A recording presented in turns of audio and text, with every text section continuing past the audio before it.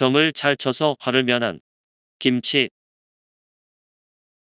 유교의 기본 경전인 사서삼경에 주역이 있는데 주역은 천지 만물이 끊임없이 변화하는 자연현상의 원리를 설명하고 있는 책으로 현대에도 그 책을 공부해 나쁜 운은 피하고 좋은 운은 받아들이려는 사람들이 있습니다. 조선시대 광해군 때 벼슬을 했던 김치라는 사람은 주역의 이치를 깊이 연구해 목숨을 건진 사람인데 어릴 때부터 주역 공부를 좋아해 깊이 공부하고 연구에 다가오는 미래를 알아내는 점을 잘 쳤습니다.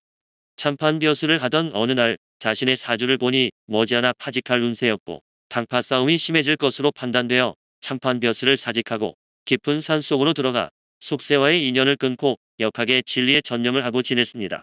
그러던 어느 날 또다시 자신의 사주를 면밀히 판단해 보았더니 놀라운 사실이 발견되어 인명은 제천이란 말과 인생 무상함을 새삼 깨달았는데 자신이 47세를 전후에 죽는다는 괴사가 나왔기 때문이었습니다. 이 괴사를 바라다보는 김치는 자신의 처지를 생각해보니 참으로 난감했는데 생명이 다함이 아까운 것보다 해야 할 일은 너무 많은데 그 일들을 다 못하고 죽는다는 생각 때문이었습니다. 종이에 씌어진 자신의 사주만을 뚫어져라 하고 바라보고 있는데 벼랑간 눈에 띄는 것이 수성면에 즉 성시 중에 물수자가 들어있는 사람을 만나면 죽음액을 면할 수도 있다는 괴문을 본 것입니다. 그 길로 하산의 집으로 돌아와 용산에 살면서 문박 출입을 거의 하지 않았는데 어느 날 하인이 남산골에 사는 심생이란 분이 뵙고 싶다고 한다고 말했습니다.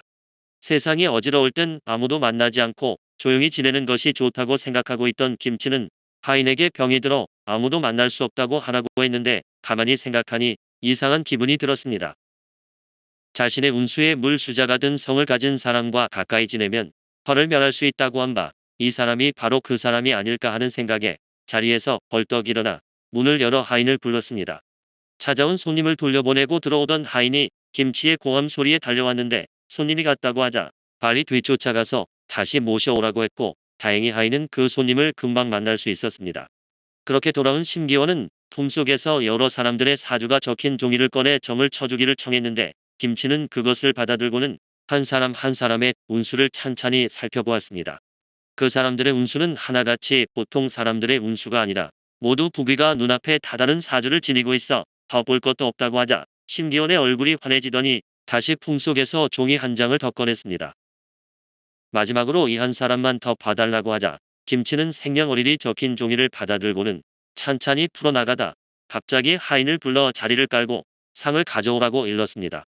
하인은 시키는 대로 자리를 깔고 그 위에 상을 갖다 놓자 김치가 상 위에 사주가 적힌 그 종이를 올려놓고 의관을 바로 한 뒤 무릎을 꿇고 앉자 심기원은 어리둥절한 표정을 지었습니다. 너무 귀한 분이라 뭐나 말씀드릴 수가 없어 이렇게 경애라도 표하지 않을 수가 없다는 김치의 말을 들은 심기원은 깜짝 놀라 얼른 자리에서 일어났습니다. 사실 그 사주는 곧 광해군을 몰아내고 임금의 자리에 오를 능양군의 사주로 심기원이 몇몇 사람들과 함께 그 일을 준비하고 있었는데 심기원이 인사를 하며 그만 일어서려고 하자 김치가 하룻밤만 머물러 달라고 했습니다. 김치가 하도 간절히 부탁하는 바람에 심기원은 하룻밤 묵기로 했고 두 사람은 밤이 깊도록 이야기를 나누었는데 어느 순간에 김치가 갑자기 심기원 쪽으로 다가앉으며 목소리를 낮춰 말했습니다. 이 늙은 것은 어지러운 세상에서 몸을 더럽히지 않고자 세상을 등지고 외부 사람을 만나지 않은 지가 오래되었습니다. 그러니 제겐 털어놓으셔도 됩니다. 심기원이 당황하면서 무슨 말이냐고 하자 김치는 곧 조정에 변혁이 있을 것이고 자기를 찾아와 운수를 물은 이유도 이미 짐작하니 말을 해주면 자기가 도움이 될 일이 있는지도 모른다고 했습니다.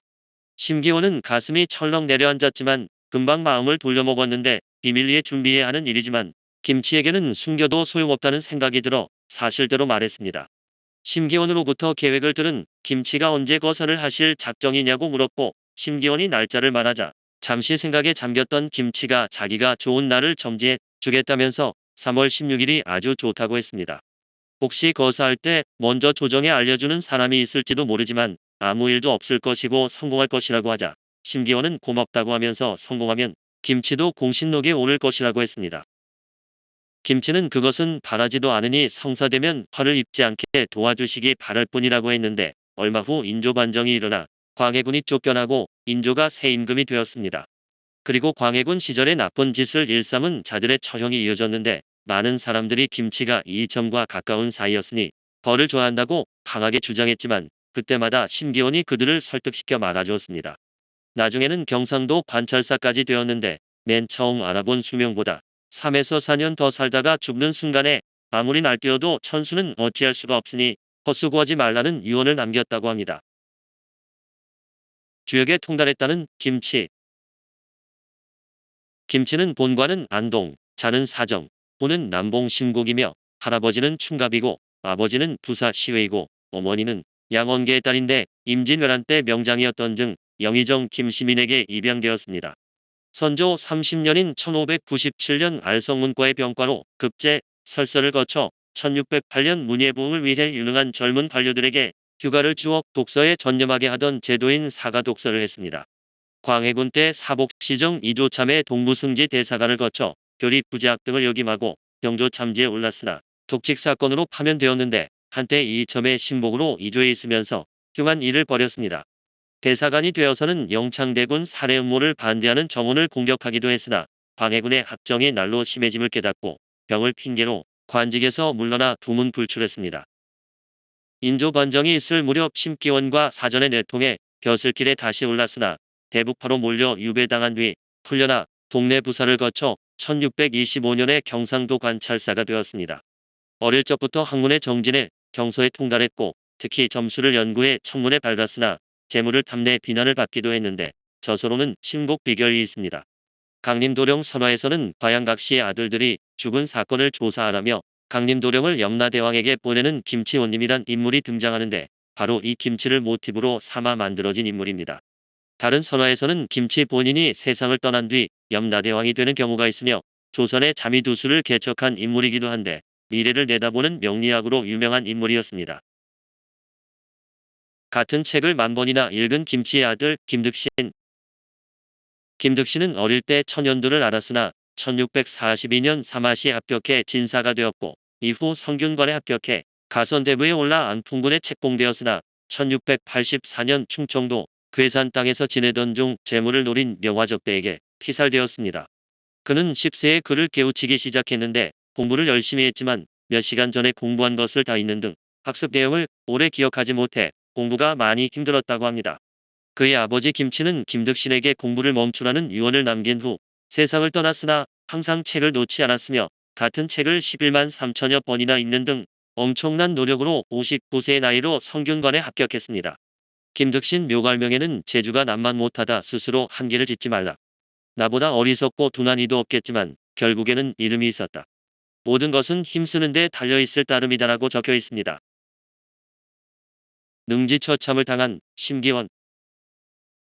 심기원은 인조 반정의 공신으로 청원 부원군에 봉해지고 우의정을 거쳐 좌의정을 지냈으며 1644년에는 좌의정으로 수호사를 겸하게 되었습니다. 인조는 자신의 신변에 대한 두려움이 지나쳐 소현세자를 견제하고 며느리 강빈에 대한 의심으로 가득 차 있었고 판관 김원겸을 감시인으로 동행토록 조치했습니다. 심기원은 인조 반정의 공신이었지만 인조의 통치 행태에 불만을 갖고 있었으며 당시 일부 사대부들 사이에서는 인조를 왕위에서 끌어내리고 소현세자를 옹립하려는 움직임이 있었습니다. 수호사 심기원은 신복의 장사들을 호위대에 두고 지사를 지낸 이일원, 광주부윤 권옥 등과 함께 회원군 이덕인을 추대하기 위해 모반을 꾀했습니다. 회원군 이덕인을 추대한 이유는 소현세자가 모반에 동의하지 않을 것이라는 판단 때문으로 추측되는데 심기원의 부하, 황원 이원노 등이 훈련대장 부인후에게 밀고를 했습니다. 반정모의가 탄로나 일당은 주살되고 회원군은 사사되었으며 중국에 잡혀가 있던 임경업도 관련이 있다고 해서 소환되어 고문을 받다가 죽었습니다. 그러나 심기원이 모반을 꾀했다는 것이 진실인지 거짓인지는 확실치 않지만 그는 이괄의 난을 진압하는 과정에서 인조의 서삼촌인 흥안군을 국문도 없이 멋대로 죽여서 파업된 전력이 있었습니다.